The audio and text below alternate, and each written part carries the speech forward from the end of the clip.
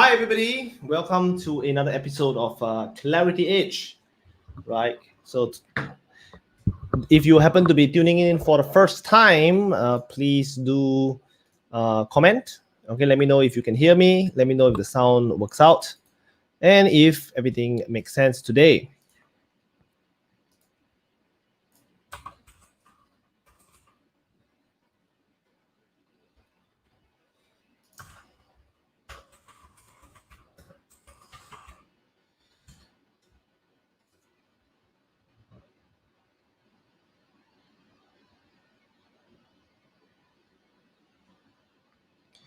Hi. Today we have a very interesting topic that we want to talk about. Okay, it's just that, yeah. So if you haven't, today we'll be talking about a pretty interesting topic, which is a profitable partnerships. Okay, please do bear with me because we are trying to sort out some. We're waiting for the download of some files, which I might want to be talking about today. All right. So do hanging there. I will be back very shortly. So stay tuned.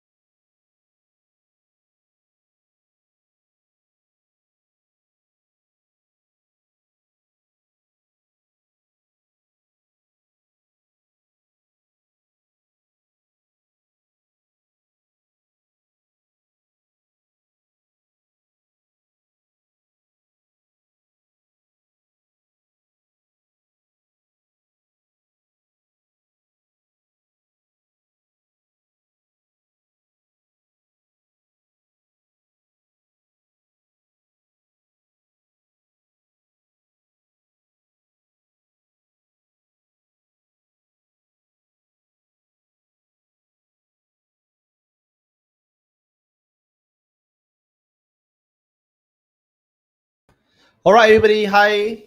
Welcome once again to Clarity Edge Weekly program. Now, today, the topic that is on my mind and I'd like to talk to everybody about is the topic of profitable relationships. Now, let's just go in and talk about this topic and let's just dive in because that is the thought that is occupying my mind for the last 1 week or so. First thing first, if you have not liked my private Clarity Edge page, please do go and check out my Facebook page. It's private so that whenever I talk random stuff, you will be able to touch base in it. I only broadcast on my Facebook page on a weekly basis, but inside the private group, we actually talk more regularly. I also have a YouTube channel, so do hop onto the YouTube channel to watch the other videos, short videos, 3 to 5 minutes that actually talk about various things that I feel many entrepreneurs and business owners should know about. Okay, so today we're talking about profitable relationships. First point to talk about is what is a relationship.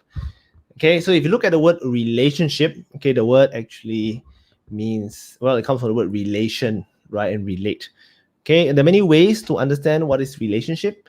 So if you are tuning in, do type inside the channel, type inside the comments there, what do you think a relationship is? Okay, what is it about? Okay, and what does it mean? Okay, yes. Yeah, hi Kwan, thanks for your support. Always good to hear from you. Right, so okay, type in the chat, what is a relationship to you, or what does it mean? Okay, how I think about relationship is I think of relationship as what you have in common with somebody else.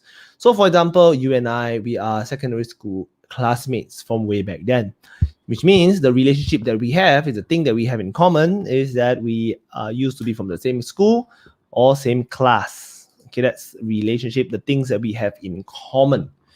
Okay, if you and I happen to be from the army together, or we happen to be colleagues, or we happen to have a client and a service provider relationship, or you're my chiropractor or something like that. So these are things that we have in common. So for you and I to have a relationship with each other is to have something in common.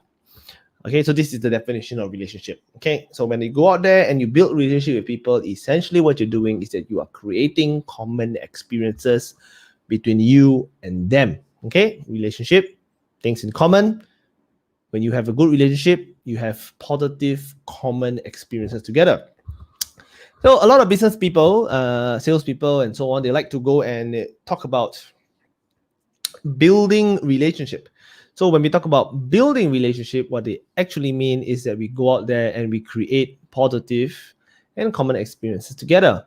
Okay, so we move from the word relationship, we move to the word profitable. Now, what exactly is profit, right? Profit is revenue minus cost. Okay, essentially the value that you get out of a relationship. Now, of course, I'm not trying to say we must all go around and have that mentality that we must benefit from every single relationship that we have around from a monetary perspective. Some relationships are not monetary based. You actually gain profit in various ways. Let's look at the term ROI. ROI is return on investment. Now, return on investment need not always be a financial transaction as a return on investment. Now, what does that mean? It means, okay, that you get what you expect out of a particular investment. Return on investment might come on in terms of time, effort, energy, or specific resources. So for example, if I cycle a bicycle to get somewhere, I have to pay, let's say, $5 to make sure I get there on time or earlier, faster, right? So the ROI I get is to appear on time or earlier, right? Faster, right, on the bicycle. So that's the ROI. So in order to have profitable relationships, ladies and gentlemen, we must be in an environment or situation and or slash scenario where everybody achieves the objective that they want out of the relationship. Some people are just there because they want companionship. They just want to know you. You want to know them. It's just casual. Now, in that situation, it is very unlikely that anybody will get any profit or relationship or value out of that particular relationship because you expect nothing. Because if you expect nothing, you will gain nothing.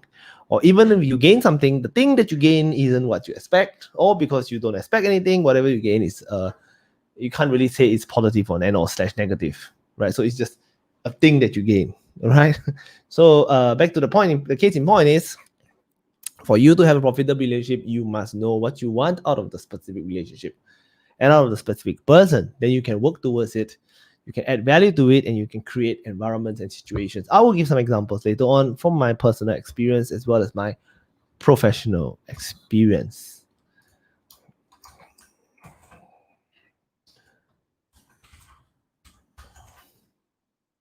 So yep, that's the scenario. Okay, now so that's for profitable relationships. Now, how do we do that? Let's talk about unprofitable relationship and unsustainable relationship. Now, how do we understand this word unsustainable? Now, something is unsustainable when it costs more, the upkeep of it costs more than what it can feed back to it, right? So, for example, if you want your child to do well in exams, you pay him money financially to make him do well in exams. Or if you want the son to listen to him, you want son to listen to you, you literally pay your son a salary to listen to you. Now, obviously, these are all unsustainable strategies because at some point you run out of money. At some point, the money will not be enough. At some point, it will just not work because it doesn't sustain long term. It's not sustainable. A good way to think of sustainability that I have found, okay, is to think of sustainability like this. If everybody does it all the time, does the majority of people have more enjoyment or increase in value? Okay. So for example, in the Singapore MRT train, if everybody eats in the MRT train, as a whole, the MRT experience will not be good because it costs more to clean it. The MRT will get dirty. You'll find ketchup stains as French fries and bread droppings, the breadcrumbs all over the MRT, right? So it wouldn't be a pleasant experience because a lot of people and high concentration. So this is an example of unsustainable behavior. Not that we cannot do it, but just not that 1 or 2% can do it. But if everybody does it, then it doesn't work. So it's unsustainability. So that's sustainability or unsustainability.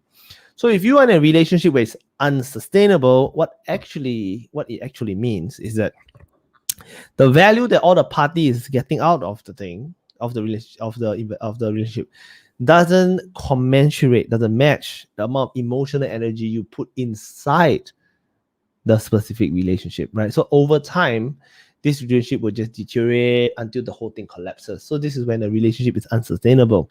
So if you want a relationship to be profitable, all parties must know what they want. All parties must be able to bring value to the relationship. That means they are able to create positive experiences together that continue to inspire and motivate more and similar behaviors in a long term and in a sustainable way. Okay, guys? So the point, again, I reiterate, if you want to have a profitable relationship with somebody, you must be able to create common experiences that they want. Now, if you want to watch a video on relationships, value creation, and experiences, do head over to my YouTube channel and check out the videos there. I have some videos specifically talking about value creation, experiences, mentorship, as well as relationship, slightly more in depth and more sophisticated at the channel. Today, we're just chatting and understanding profitable relationships. Okay, so here are some. Okay, so let me just give an example of business, right? So many of us are in business. We want to think about how do we create profitable relationship from a business perspective. Very simple. Okay, always I found it to be very simple. First thing we just go into a business relationship. We get introduced to somebody. Now, to be open to you guys, I am actually very particular about the way that I get introduced to people, right? So of course, if you're in business, you end up meeting a lot of people, and many people will introduce you, and you introduce them, and all that kind of stuff. Now, what does that mean? Okay, what I'm trying to say is that depending on how people introduce you, it will affect the position that you have when you enter the room and how you can create value for them. Now, you can introduce, I can introduce you to my friend as a god of fortune and a guy that can create a lot of value for them and bring them to the next level. Or I can introduce you as a guy that wants to sell them something. Okay. Naturally, the sell them something model is not recommended. It's not good. You will not get what you want. Okay, so that's an bad example of introduction, right? So, and to create profitable relationships, you need to be going into relationship knowing what is the measurable return on investment that you want. Then it can be profitable. But more importantly, is you must also know that you must bring the investment into the relationship. That means to say, if you are looking for sheep and you want sheep, okay, you want male sheep, okay, because you want to introduce your male sheep to your female sheep and you want to grow your flock. So you're looking for male sheep. That's the investment you are looking for. You want me to give you male sheep so you can get what you want, which is to have a bigger flock. And I bring to you a bunch of horses, the best horse in the world, most expensive horse in the world, the most handsome looking horse in the world. I am investing in the wrong way into this relationship. Now you will think that I'm not relevant to you, and I will not get the ROI I'm looking for because you will just ignore me or whatever. Because I bring in the wrong resource into the relationship. Understanding what people want is very important. So here are some. So this is the example, right? Now, so therefore, in order to create sincere connections, right? Sincere, if you want to know what it means, again, please check out my YouTube channel. There is a video on sincerity and what it is. So if you want to create a sincere relationship, okay, what you need to do is you need to invest. And please invest in something that they want and something that costs effort, time, and energy from your end. If whatever that you invest into a relationship is something that is of a surplus, something that you have extra of, something that doesn't cost and mean anything to you, then it might not be such a good investment and might not be seen as very sincere. Okay, it means something like extra lah, just take. And then you expect people to like really appreciate it. That's not sincere. If you again check out my video, sincerity, how I measure it is your proposal statement or comment that can or promise that can withstand the heat of trials and tribulations. Sincerity, right? So if I promise to come to your birthday party, okay, and I had a bad hair day and I decide not to go, then I'm not very sincere in the way I'm making the proposition. But if I promise to come to your birthday party and come hell or high water, no matter what happens, whether is it a thunderstorm or whatever, I make my way there because I sincerely want to be there, then you will feel this is a very sincere guy and it's very sincere. Sincerity is about going out there and creating value first, creating value first. If you want to create trust, go first. Now, there's a danger that if you go first and you go out there and expose yourself and make sincere value propositions, you will be meeting many people that I refer to as the shoplifters. The shoplifters. Now, what are the shoplifters? The shoplifters are people, of course, you know this, people who go to shops, don't pay for things and steal. Now, interestingly enough, not all shoplifters steal 100%. Sometimes they do buy some things, but they steal the majority of it. So they might buy a bag, but put all the stolen things inside the bag, pay for the bag, and walk out with a lot of other things inside the bag. That's an example of a shoplifter. That means he paid for $1 for one item, but actually he has $10 of value inside the item, or when you're distracted paying for something or processing the payment, somebody else is pinching stuff from the back of the room. So this is an example of shoplifting. How if you are there and you are giving a lot of value to people, how do you protect yourself from shoplifting? Very simple. You check them at the door before they leave, or install the sensor. Now, what does that mean from your perspective and mine? It basically means you check their intention, you verify the intention, and you create a little bit of stress in their environment. So somebody says, hey Tim, I would like to meet you for lunch. I really want to have a conversation with you. And I don't know. Oh, great. Can we meet at this place? Meet halfway. Now, if I must go, okay, this is a true story. One of my friends, which I hope he's viewing this program now, he's very passionate about building relationship with his team and his close inner circle. So he bought skipping ropes for everybody.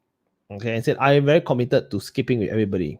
So here's the skipping rope that I sent to everybody. Can you all please come to my house on Monday morning and we will do skipping together. After that, we will have our team meeting or whatever. Is that very sincere? Or versus every week he drives in the morning on Monday morning to their house downstairs and do skipping rope with them. And everybody meets at a different person's house downstairs to have their meeting. Would that be more sincere? Of course, naturally, here already you feel very touched because that is a sincere thing that you offer them, because you are creating something that they want, which is convenience, as well as lower their effort threshold. So sincere exploration is about testing them against some pressure, some kind of constraint. So if you want to make sure you create sincere opportunity, you have to go out there first, and give them something of value. But don't give 100% of value. Give 10% of value, and yet immediately after you see whether or not there's any reciprocity at that point. If you just feel you just keep giving all the way and the person just keep taking all the way, you're likely dealing with a shoplifter. So know that they're a shoplifter. Don't be angry with them. Just love them as who they are. Understand that their worldview currently only allows them to operate in that capacity. Okay.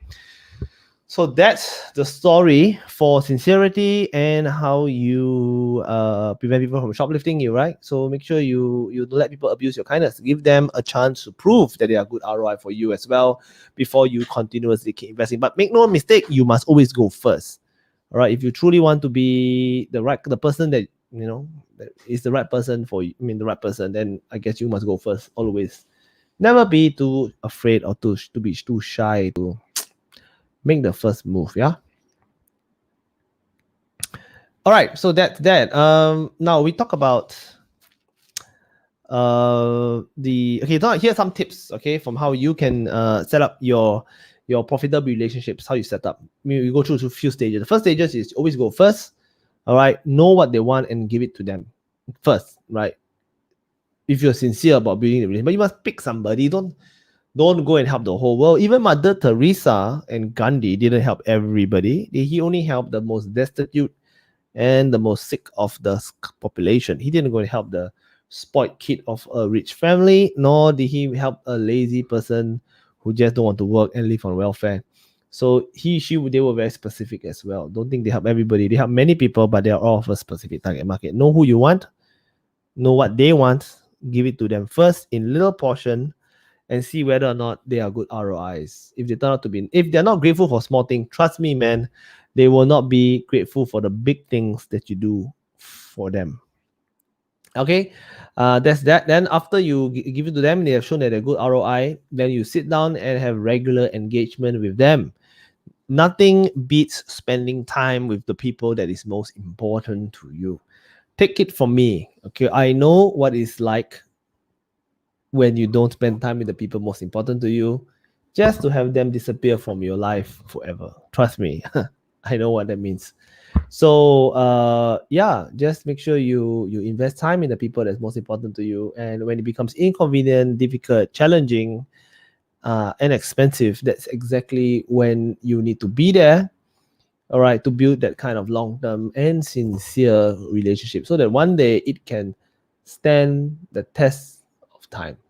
Okay, so thank you very much for tuning in again on this, whether you are viewing it on recording, my YouTube channel, or in my private group. Okay, thank you for taking the time to watch this video to its end.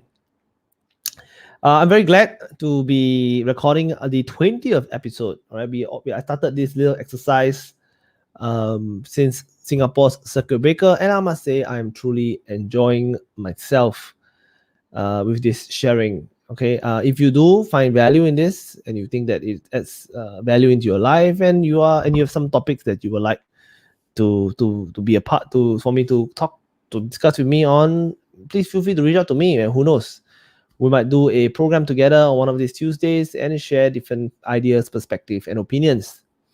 Clarity Edge was founded with the objective of helping you and me have clarity as an edge in our life to give us the competitive edge. Okay, because you see, when you're very clear, you use less resources to achieve your desired outcome. So yeah, that's all for today's sharing. I hope you enjoy yourself. Hope you have a great weekend, and I hope that you guys have a great week ahead. Okay, and yeah, I will see you guys on next Tuesday for yet another episode of Clarity Edge. Right, final shout out, do subs, do check out my YouTube channel, and I look forward to hanging out with you guys again. All right, peace out.